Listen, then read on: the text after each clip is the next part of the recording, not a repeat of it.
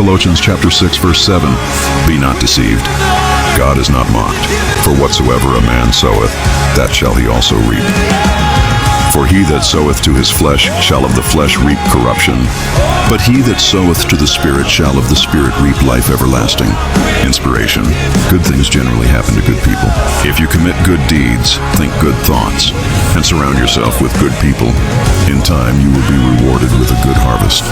However, it doesn't take many rotten apples to ruin a harvest.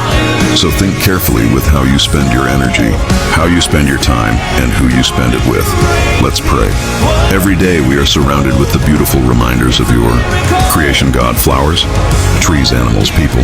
I pray that you make me work, to use me as a vessel to blossom and spread my gifts to the world, spreading your joy to all that encounter me, just as you did with Jesus Christ. His eternal harvest is one that keeps on giving, and I pray that you help me give all that I can in my time. Amen. Kolosas Kabanata 7 talata 7. Huwag kayong padaya. Ang Diyos ay hindi maaaring lokohin, sapagkat ang anumang inihasik ng tao, iyon din ang kanyang aanihin. Sapagkat ang naghahasik para sa laman ay mula sa laman din aanin ng kabulukan. Ngunit ang naghahasik para sa Espiritu ay mula sa Espiritu aanin ng buhay na walang hanggan, inspirasyon.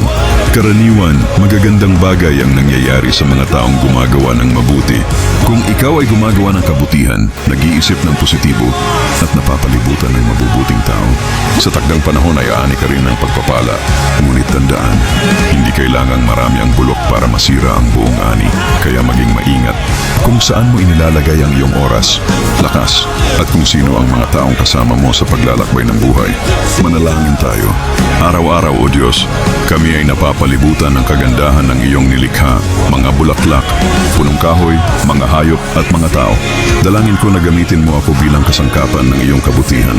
Tulungan mo akong mamunga ng kabutihang nagmumula sa iyo, upang ang mga taong aking makasalamuha ay makaranas ng iyong pag-ibig at kagalakan. Gaya ng ginawa ni Jesus, na siyang patuloy na nagbibigay ng walang hanggang ani ng biyaya. Naway ako rin ay maging bukas palad sa pagbibigay ng lahat ng kaya ko habang ako'y nabubuhay. Amen.